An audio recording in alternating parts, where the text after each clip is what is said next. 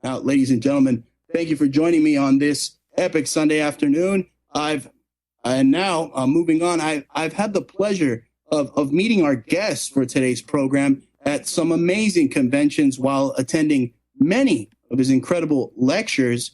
Now, our guest on today's program has uncovered many secrets guarded by such groups, such esoteric groups like the Illuminati, and he has been called the real life Robert Langdon from, you remember, from the Dan Brown series, the Da Vinci Code. He's the author of 17 books and many DVD presentations, such as The Judgment Day Device. He specializes in ascension teachings for all ages and appears regularly on the hit History Channel series, Ancient Aliens. Ladies and gentlemen, please welcome our guest for today's program, investigative mythologist and author, William Henry. Hello, William. How are you? Very well, Bruce. How are you? Thank you for having me on the show. Oh, it's great to have you on. I'm great. I'm doing great. Thank you so much for joining us, William, for joining us on the program. Now, let's talk about the anticipation for this year's Conscious Life Expo. You always give. You there, Will? Yeah, I'm here. Your voice was cutting out. I think I barely caught you asking a question about the Conscious Life Expo. We'll just back up for a second. Bruce, your internet connection just cut out. Just go ahead and repeat. Oh, my goodness. Sorry about that, Will. Now, I wanted to ask you about the anticipation for this year's Conscious Life Expo. You always give such amazing lectures at the event. What topics will you be covering at this year's LA Conscious Life Expo, Will? Well, first, lots of anticipation about the event. It's always the kickoff for the year. It's a huge event. It's wonderful to get out there to LA and see all my old friends and new friends and acquaintances. Wonderful event. The LAX Hilton is one of my favorite places to go for an event. Everybody's just kind of in the place together, and it's just you're always bumping into people. It's just really exciting. And this year, I'm talking about, my presentation is called Angels, Aliens, and the Book of Love. It's a presentation based in part on my book, The Secret of Sion, but also drawing from my new book, which is called The Watchers, Lost Secrets of Ascension, Resurrection, and Perfection. And as you said in the introduction, my specialty is the ascension teachings of all ages and different spiritual traditions. And what I'm going to be doing in Angels, Aliens, and the Book of Love is talking about how at the foundation of the ancient ascension stories was always a mention or some kind of a riff on the existence of what are referred to as the tablets of destiny, or the tablets of the gods. The Gnostic Christians refer to it as the Book of Love. This is an actual tablet or book of knowledge that is specifically geared towards assisting us in completing our own ascension. And the idea is that it's ultimately it's like our passcode, if you will, for advancing beyond the earth plane. Wow, that's amazing. And that's what you will be covering at this year's workshop at the LAX Hilton? That's right. It'll be on Saturday from 4 to 5:30 in the Carmel room, and it's going to be an exciting presentation because there's a couple other speakers actually talking about ascension. One of them in particular borrows quite a bit of my material, so I'm glad to see that aspect of it's being covered. But what I'll be looking and presenting here is actually what the ancients said was the very basis for the idea of ascension and how we are to incorporate these teachings into our lives. One aspect of the story will involve the Annunaki, a group of extraterrestrials familiar to many people, especially the readers of Zecharia Sitchin's work. Mr. Sitchin really focused on the mundane or material aspects of the Annunaki. But what I learned early on and was introduced to by reading his books is that the Annunaki had all kinds of spiritual teachings as well, and these often aren't discussed, and this is what I put together for this presentation and also in my book, The Watchers. Simply amazing. Now, I remember, Will, at the last lecture I attended, you were talking about how technology is merging with the human body, and, we see Motorola patenting these products that can actually read your thoughts before you even say a word. Tell us a little bit about that lecture. Do you recall touching up on those topics? Yeah, I sure do. And in fact, on my website, which is williamhenry.net, I have an online presentation called Playing God, The Next Human is Here.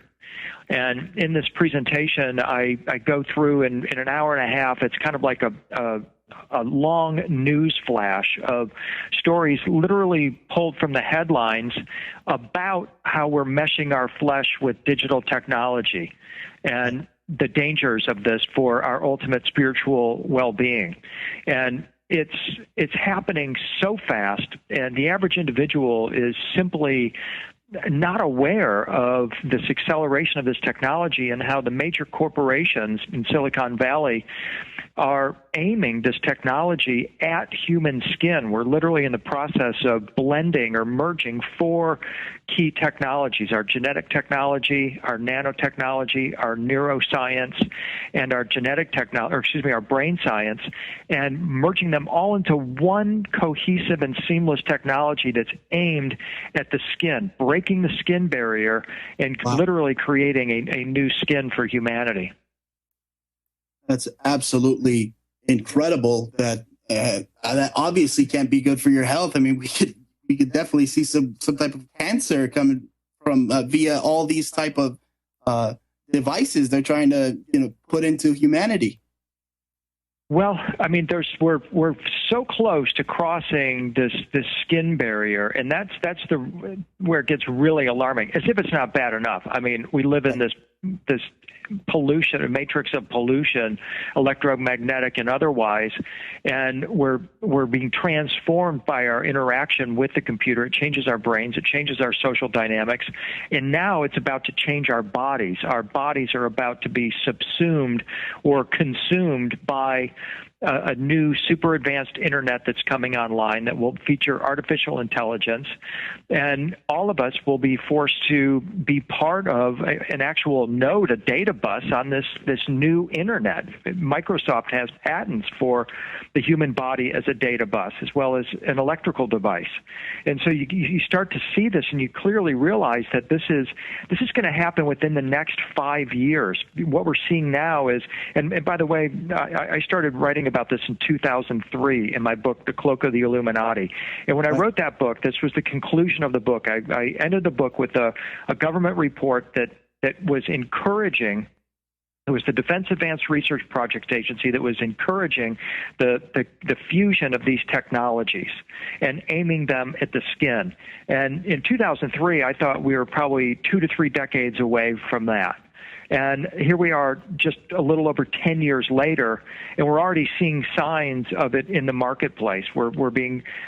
Google, Apple, all the companies are going into the wearable computer mode where we're going to take our phone out of our hand and begin to wear it on our body instead. Well, that's an intermediate phase. That's a stepping stone that's going to last 2 to 3 years maybe.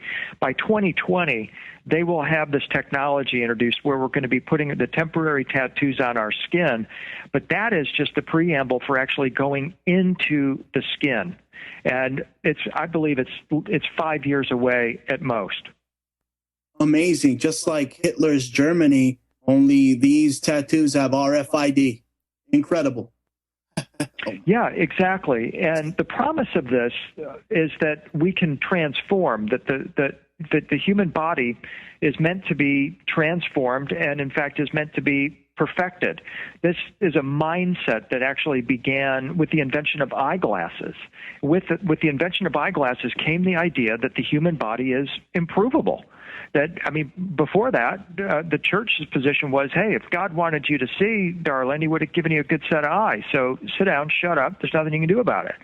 But then the invention of eyeglasses comes along, and it's like, hey, wait a minute. If we can improve our eyesight, what else can we improve? Well, here we are in the turn of the 21st century. We blink an eye, and here comes Google Glass, introducing wearable technology that we can just put on instead of eyeglasses, put on the Google Glass. We're wired to the internet 24/7, recording every conversation that we're having. We're in a blink of an eye, put it up on Facebook, whatever we want to do. And that's just the start. And I believe that the human body is indeed improvable. I believe that humans have within their capability to even perfect themselves. And by perfecting themselves, it means become more compassionate, to become more whole, more holy, more complete beings, or perfect beings. And the only way that we can actually really do that is through spiritual technology. And I believe that if we start meshing our flesh with digital technology, we are not going to be able to attain our spiritual potential, to say the least. And in fact, we're going to actually be more than likely becoming slaves to some unknown agency or group in God knows where. Absolutely. We're on the verge of losing our humanity if we become robots, if we merge with robots, right? Exactly. Einstein said that we can't solve our problems by using the same kind of thinking we used when we created them. And in order to solve our current problems, the next human will have to emerge. And I'm all for the next human coming on the world stage. But I believe that the next human is going to have to be more compassionate, going to have to be more intelligent, going to have to be more cosmically oriented. And the next human isn't going to have an Apple logo on its rear end or in its eye or a Motorola logo or as exemplified in Matt Damon's amazing movie Elysium, where people are segregated because they have the wealth and the technology to do these kinds of things. And that reality is upon us, and it's up to us now to say, wait a minute, bits, atoms, neurons, genes, these are great technologies individually, but you put them all together, bits B, atoms A, neurons N, genes G, bang. This is going to blow up on us.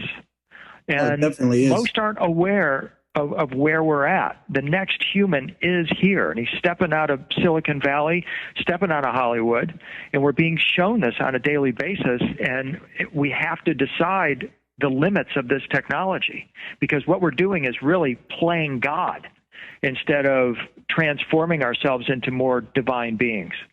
Amazing. Truly amazing, William. You're hitting it right on the money. Now, tell us about your experience on Ancient Aliens. Truly a fascinating show. There's not much they get wrong on that program. Very factual and very entertaining as well. What topics have you tackled on Ancient Aliens, Will? Well, it's a great show. Really enjoy it. I've been a talking head on the show for, I guess, about 4 years now. They tend to use my stories. They go to my website and they, like recently, Friday night, January, what was it, the 24th, was Aliens and Stargates, a story pulled right off my website about the ancient Egyptian Osiris device, about a technology that's portrayed on the walls of the Temple of Seti at Abydos. They've done my stories on the U.S. Capitol. We've got one coming up on my research on the Large Hadron Collider at CERN. And so I appreciate the way they kind of tackle it, because these guys there, they do extensive research. They've got a team of really great producers there. And having interacted with them for these years, I see a consistency in their approach. They're really hard workers, and they genuinely want to get to the bottom of these questions about who are these ancient aliens, where did they come from, what are they doing here, and what's their relationship with us. And that interest goes all the way to the top of Prometheus Studios, the company that makes the show. So it's been a pleasure to be involved with Ancient Aliens. Truly an amazing show, and a reminder to our listeners, many of these personalities will be there at the Conscious Life Expo giving lectures and workshops, right, Will? Yeah, in fact, on Friday night, which is going to be a highlight, we're doing an Ancient Aliens panel with Linda Moulton Howe, Mike Barra, Nick Redfern, and Jason Martell, as well as Serena Wright-Taylor. So it's going to be a really exciting time to spend a couple hours together, doing a lot of Q&A and just kind of interacting and talking about the show. Incredible. Now, William, I want to ask you, how did it feel to receive the Lifetime Achievement Award by a man who really needs no introduction in AM radio, in the AM radio world, that being George Noory? How did it feel to receive that honor? Well, it was very exciting, actually, Bruce. I mean, it came kind of out of the blue. I mean, I don't think of myself as having done a lifetime's worth of work. I'm 50 years old, and you think that, wow, you're going to get a Lifetime Achievement Award maybe when you're, 70 or something like that, A little older, right. But I have been at it 20 years now and been publishing books since 1996, and it was a really awesome experience. Greg Braden was there to present the award with George, as was Daniel Brinkley. And early on, I met Greg in 1995. I went to one of his presentations here in Nashville, and I told him there at the event what an influence he had been on me, and how he kind of set the bar, paved the way for showing, not only what to do, but how to do it. And early on, when I started giving presentations, Daniel became a good friend, and he was instrumental in kind of giving me some motivation and some encouragement to really get out there. So it was great to see George, and who I have a long-term relationship with, having been the second guest that he interviewed on Coast to Coast back in 2002. Wow. And so it's just really, truly an honor. That's a good point you bring up. You were actually one of his first guests on his new show that airs on Gaiam TV, which is Beyond Belief. You guys discussed the secret purpose of the Ark of the Covenant, also what you have dubbed the Judgment Day device. Tell us about that. Well, it's a book about the Ark of the Covenant, but it's not like the usual books that you read about the Ark, because something that surprised me is that most of the books that you read on the Ark don't really discuss what the Ark of the Covenant actually is. And part of the reason why they don't do that is that they don't give a complete description. They don't account for all the pieces of the Ark. If you read the popular books about the Ark of the Covenant, you come away with the impression that it's a golden box. Right. But it's more than that. There are more pieces, tools, and instruments to it. The analogy I make is that the usual books about the Ark are, if they were writing a book about a computer, they would say, look at that box on the desk there. That's the computer. But then later you learn that actually there's a keyboard that goes with it, there's a mouse, there's a power cord, there's a screen, there's software inside it, and there's advanced consciousness that made it. And so what I tried to do in the Judgment Day device and looking at the Ark is say, okay, the Bible says that there are other tools or implements in the Ark. It was made to contain the tablets of the Ten Commandments. It holds the rod of Aaron. It holds a flask of manna. And it also holds a cruse of anointing oil. And when I looked at that, I started to think, well, wait a minute. That sounds like a kit of tools. What if you fully assembled that kit? Then what would you have? Well, you would have this amazing device that I called the Judgment Day device, because according to prophecy, it's going to be recovered at Judgment Day either by Jesus, according to the Christians, the Messiah, according to the Jews, or the Mahdi, according to Islam. And in fact, all three of the great three religions, Judaism, Christianity, and Islam, have prophecies about the recovery of the Ark of the Covenant at the end times and how it will be used. And my point is that, well, guys, if you're thinking the Ark of the Covenant is a simple golden box and aren't accounting for these other tools or implements, you stand a really good chance of being scammed by somebody if they try to tell you that the Ark is just a golden box, because it's not. It's not in Ethiopia. It's not even on the planet. It's an interdimensional device, and it's far more profound and conscious than most people realize. And that's what I attempted to explore in the books, is to say, wait a minute, here's the complete Ark of the Covenant kit. Here's the spiritual training that people underwent preparatory to using it, and here's how you can connect with it. Amazing. Now, I want to ask you this, Will. Do you believe that Hitler had access to this weapon in his time? Is it fair to even call the Ark of the Covenant a weapon? No, it's not. I don't think. It can be utilized as a weapon, but to present that as the first and foremost application of the Ark limits it. It again is usually coming from that mindset that thinks of it as a simple golden box, because when you follow the Bible, and all you have to do to get the complete story of the Ark is to read the Bible. It tells you exactly what happened when the Ark was in use. When the Ark was installed in the Holy of Holies, the most holy place of Solomon's temple, it filled up that golden cube-shaped room with a rainbow mist. And in between the two seraphim that guarded the Ark of the Covenant would manifest a brilliant pillar of light, described as bright white or rainbow colored. And from out of that pillar would manifest a luminous humanoid figure. Now, when you read the Bible and it says that, it sounds to me like the Ark of the Covenant is some kind of a portal device, a Stargate device. And that's what it is. Right. In fact, there are two Arks of the Covenant. There's one on earth, and according to John the Revelator, he saw one at the throne of God in Sion in heaven.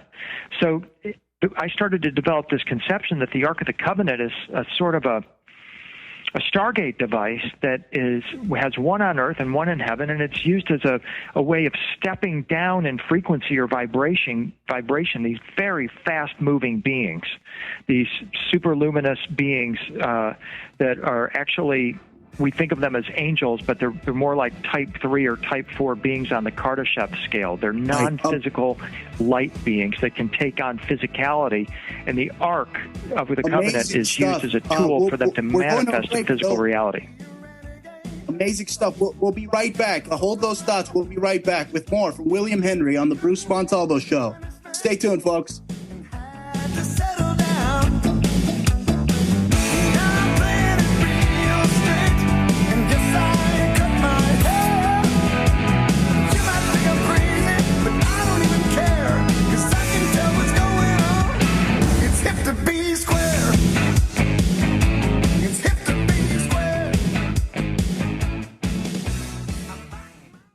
Joining us is a very special guest, investigative mythologist and author, William Henry. Hello, William. Welcome back. Thank you, Bruce, very much. Glad to be here. Thank you. Now, we were talking about the Ark of the Covenant. Now, please continue. You were talking about how the Ark itself it's not fair to call it a weapon. It's more like a chamber, a time machine of sorts, right? Well, it's a portal device in my view, and I think people think of it as a weapon because there are stories told of it being possibly radioactive. When the Philistines stole it, there were masses of them that were killed as a result of being unprepared to handle the Ark.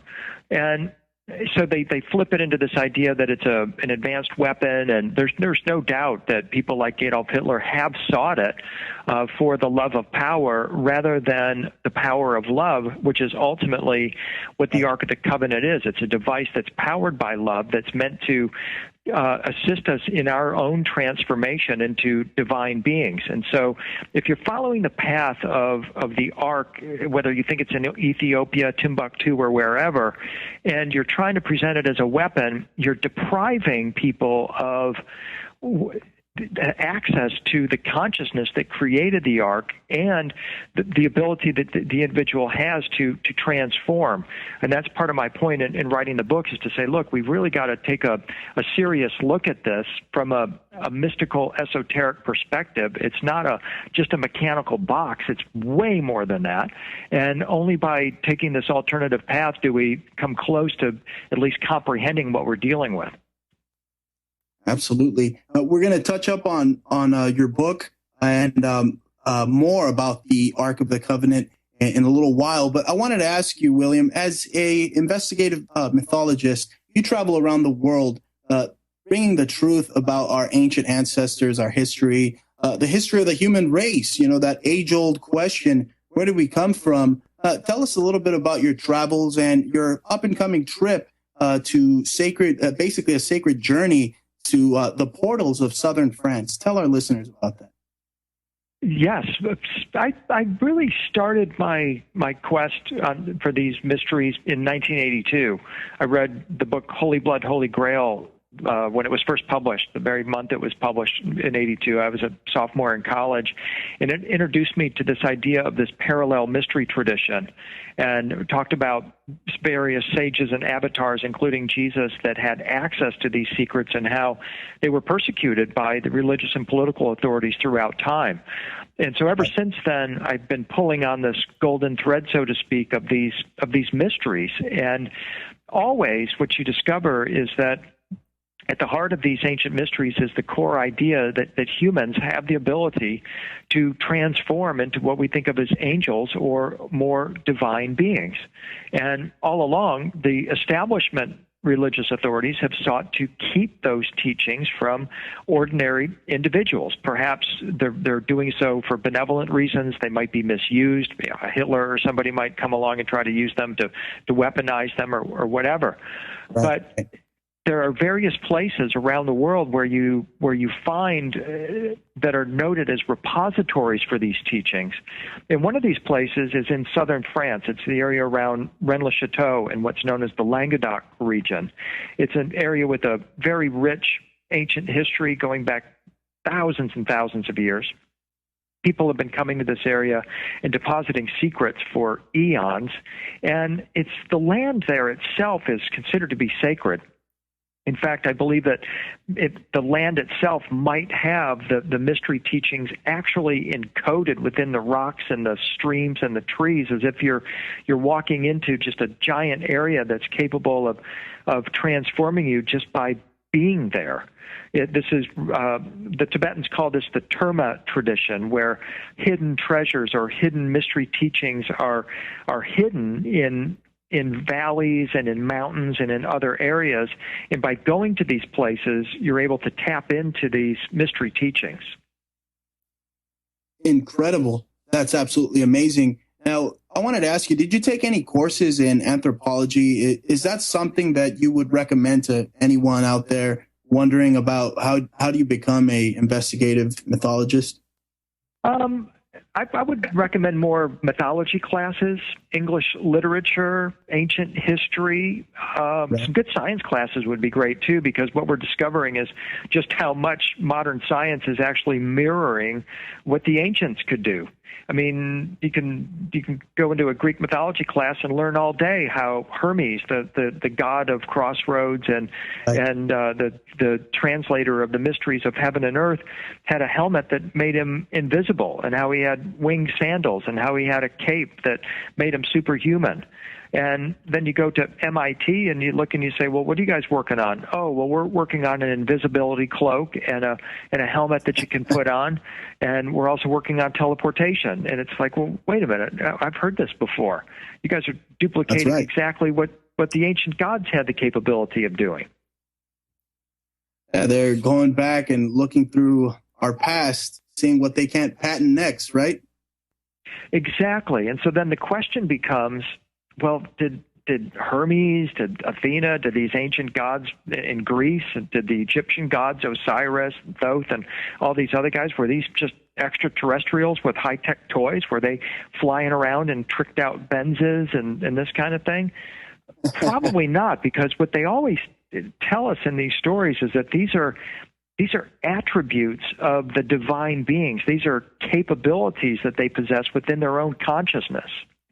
And that became a real key for me when I realized that all our technology out here is just a reflection of what we're already capable of doing within our body. We don't need an internet if we can develop our psychic ability, for example.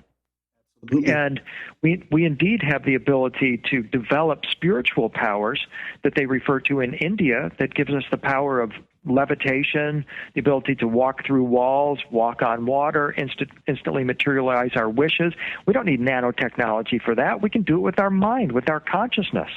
And I'm a big proponent of humanity going down that path instead of trying to duplicate all the attributes of the ancient gods and divine beings through technology. And this is, just something it's a point that some would disagree with me on, that they believe that the ancient aliens that came here, no, they just flew around and tricked out Benzes. There was nothing spiritual about these ancient aliens, and I fundamentally disagree with that, and I'm willing to entertain other people's viewpoints about it, but just the research I've done led me to the conclusion that it's all spiritual. It's all about developing our latent capabilities.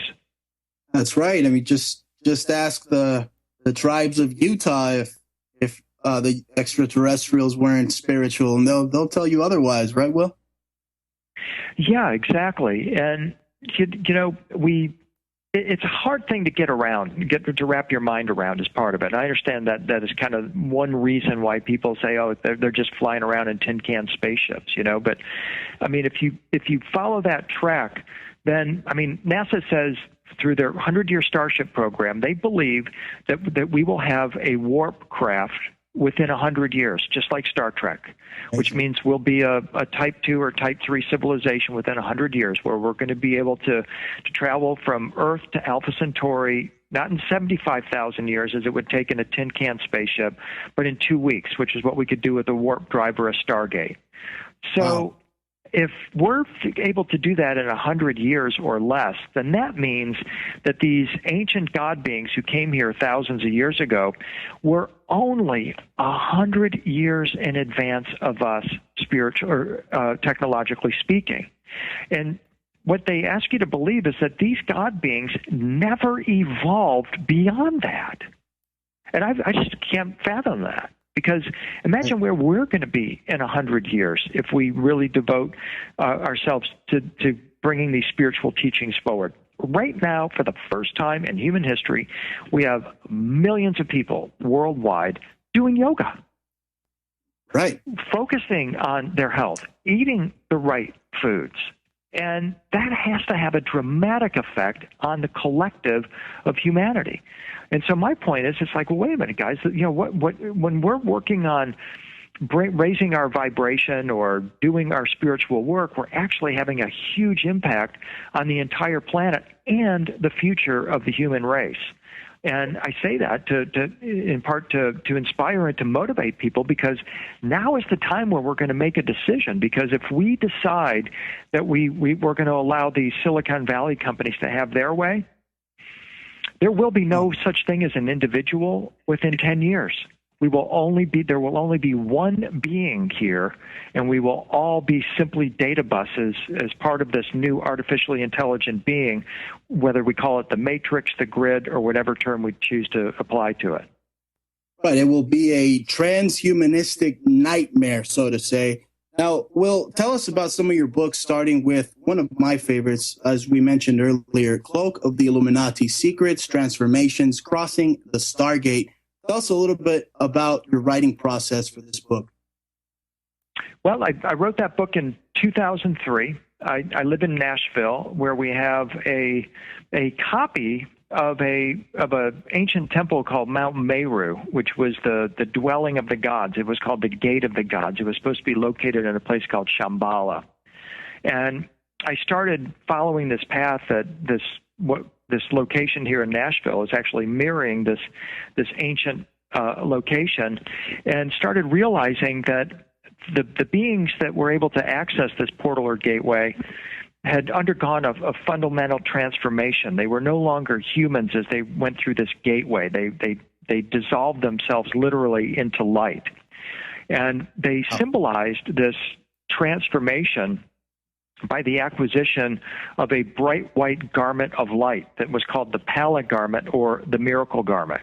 And in the book, I show examples of ancient Annunaki goddesses wearing this miracle garment that enabled her, and her name was Inanna, to access the 7 halls or holes in space that the Anunnaki were frequently traveling on. And so I just started following this path of this cloak or garment of light and realized that it's a transmittable cloak. Actually, it's not a literal physical cloak or garment. It's actually a frequency that transforms the body.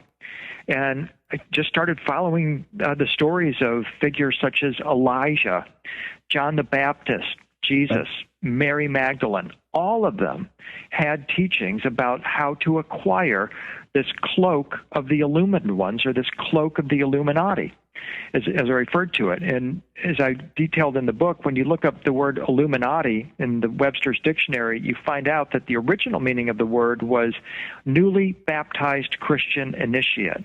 And this is because the earliest Christians, the first Christians, were obsessed with acquiring this cloak or garment of light. Why? Right. The reason why was because they knew that this was the only protection against dark powers or forces in the universe. And that if you were able to put on this cloak of the illumined ones, these dark powers wouldn't see you. Therefore, they wouldn't be able to detain you. And based on that, that's what I'm suggesting to people today, is that we are in that exact place. There are, I consider, dark powers or forces on this planet that want to get in your skin. They want to get in your body with their technology. And the only way to resist this, and the only way to push back, is to put on your cloak or garment of light, or what is referred to as the light body, to raise your frequency or vibration. And in so doing, they won't be able to see you, they won't be able to detain you, and they won't be able to ultimately fulfill what they're seeking to do, which is to completely and totally control our souls. Wow. Absolutely terrifying, just to know that, William. But let's talk about Stargates again. It's something you cover extensively in your work, because those who would consider themselves to be the Nephilim may be duplicating or actually possess the Ark of the Covenant today. Tell us about the Ark, its Egyptian history, and the fact that many believe, I mean, you said it's not on this planet, but there are some that say that Israel might have the Ark of the Covenant.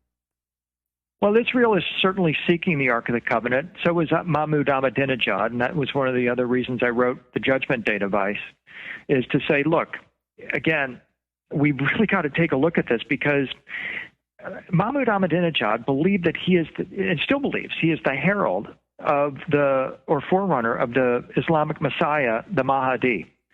The Mahdi is called the Guided One. He's called the Guided One because he's going to be guided by Allah to recover and reveal the secrets of the Ark of the Covenant. And my point is that if you're thinking the Ark of the Covenant is a golden box made by Moses at the base of Mount Sinai, and that's all it is, then you're so wide open to being deceived by these people, because that is not what the Ark of the Covenant is. The complete Ark of the Covenant is far more profound than that. And if we see some figure show up with some made in China golden box looking like something out of an Indiana Jones movie, we know they're a fake, because that's not the Ark of the Covenant. And my point in saying this is not to deride other people. It's just that, look, when you get beyond the popular books about the ark, the ones that, most people read, you realize that the people that wrote those books didn't go very deep into the subject. And when you cross over the veil and get beyond the popular books, you discover there are tons of scholarly works about the Ark of the Covenant. And when you realize that, you're confronted with the choice of either staying with the erroneous ark or going with the true ark, and recognizing that what we're talking about here is a device of cosmic proportions. Do the Nephilim have the Ark of the Covenant? No, I don't believe they did. God took the Ark of the Covenant off the planet. It's not on this planet. Wow. And it's just a fact. All you have to do is read the Bible. It tells you what happened to the Ark of the Covenant. And I mean, no disrespect to people that believe it's in Ethiopia or it's in the U.S. Capitol or these other places. It's the reason why they can't find the Ark of the Covenant, Bruce, is because they're always sitting on it. Ultimately, it's our body itself. When you fully assemble the Ark of the Covenant, when you take out the box and you go inside the box and you pull out the rod of enlightenment, the rod of Aaron that's inside, that rod actually symbolizes our spinal cord system. The ark itself is our lower part of our body, and the pelvis area, the lower chakra areas. The two tablets that are placed inside the ark get placed on top of the rod of enlightenment. In our body, it's the two hemispheres of our brain. When fully functioning, the fully functioning human body secretes an oil called chrism. This is the anointing oil kept in the ark that transmutes the body into light. The pineal gland is the manufacturing plant of these secretions. So if you're thinking the Ark of the Covenant is like in Ethiopia or like they're going to haul it out in Israel, you are completely disavowing your spiritual capability within and not recognizing you are the Ark of the Covenant. And that's exactly what they want you to believe. They don't want you to ever think that this technology is inside of you. So we get all these kind of well-intended but blunderous books that tell you the Ark of the Covenant is in wherever or wherever, and it's not. No, it's insane. Hollywood has touched on the Ark many times, as you mentioned, in Indiana Jones films.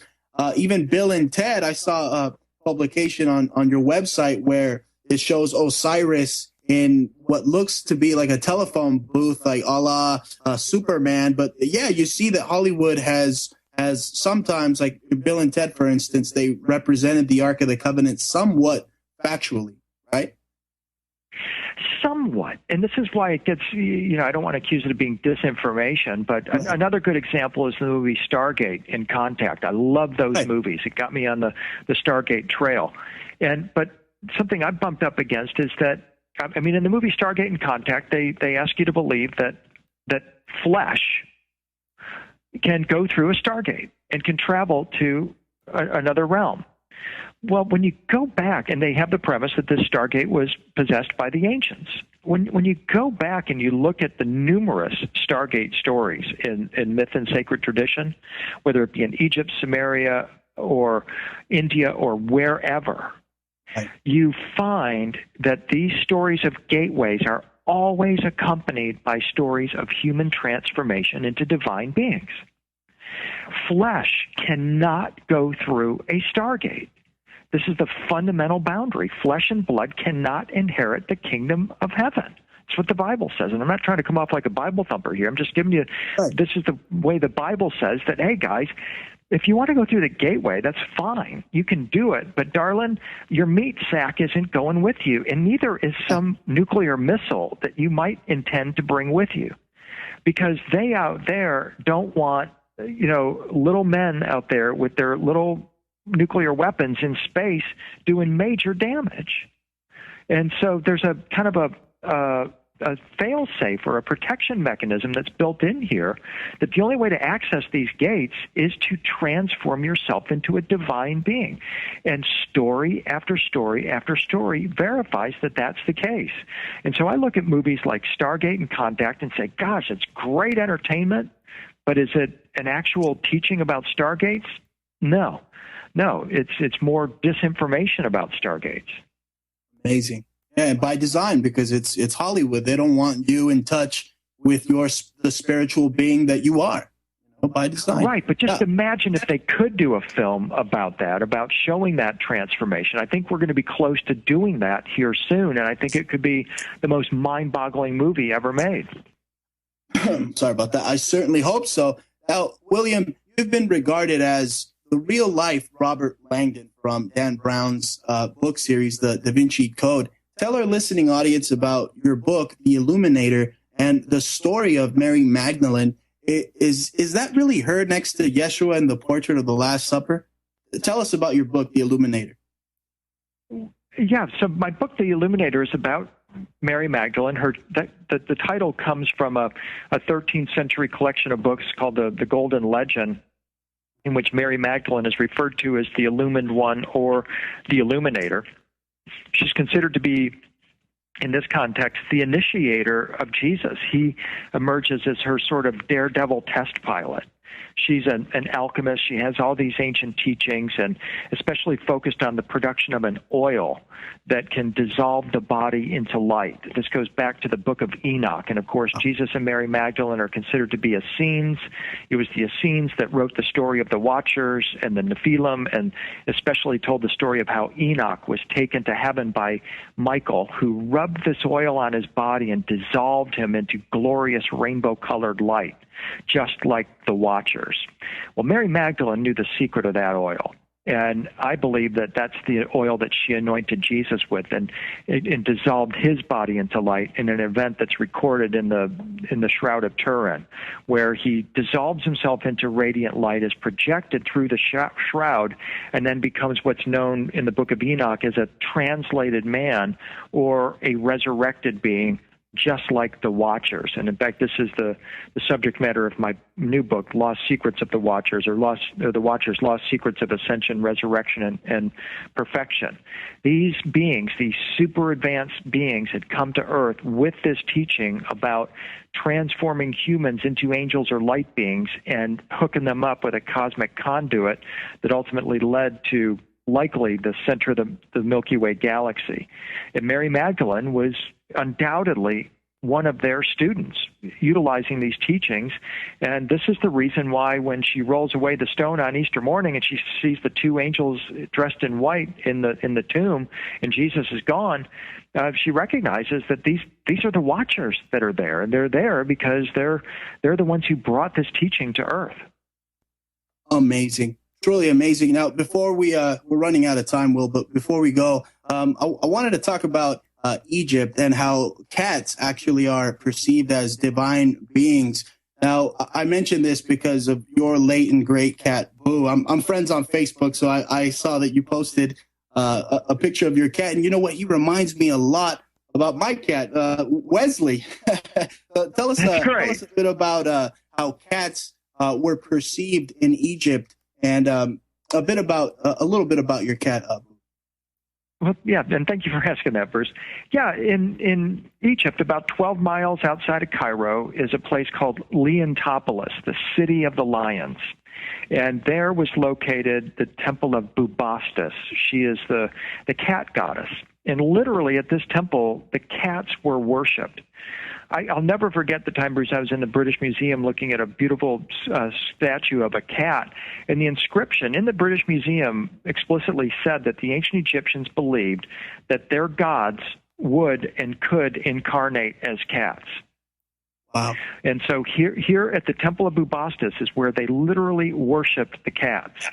Now, what's interesting about this in terms of our conversation is that it was there at Bubastis that the Essenes, when they broke away from Jerusalem in 164 BC, when the Temple of Solomon had been desecrated, they went to Leontopolis, right to the site of the Temple of Bubastis, to build a duplicate of Solomon's temple. And it is there that they wrote the Book of Enoch and began talking about human translation into angels and these beings called the Watchers and their offspring, the Nephilim. Amazing. So there seems to be a really Will. I'm sorry to cut you off, Will, with but the we cast, are out with of time. Enoch and human transformation. Joining us. Thank you so much. Let our listening audience know where they can find you, give out your website, and of course, you're going to be at the Conscious Life Expo this year, right? That's correct. I'm February 7th through the 9th, and my website is williamhenry.net. And thank you so much, Bruce. Many blessings to you. Thank you, Will. We'll see you there. Ladies and gentlemen, thank you for joining me on yet another fantastic voyage here on the Bruce Montalvo Show, where although I'm not Italiano, I am a Gambino. And a reminder to tune in 12 noon Pacific Standard Time